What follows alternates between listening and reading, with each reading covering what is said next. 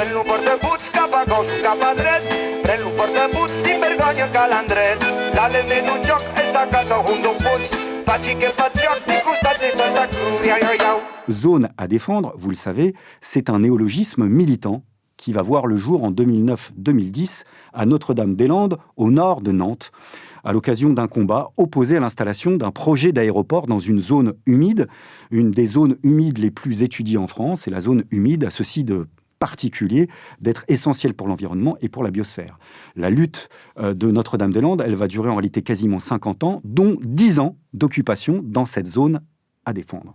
Mais avant qu'il y ait des zadistes sur une ZAD, il y a de manière générale ce qu'on appelle des zadés sur une ZAD, puisque en réalité, les zadés sont les personnes concernées par la terminologie initiale du mot ZAD, puisque ZAD, comme zone à défendre, est donc un néologisme militant qui détourne une appellation officielle qui a un tout autre sens, puisque ZAD, à ce niveau-là, signifie zone d'aménagement différé.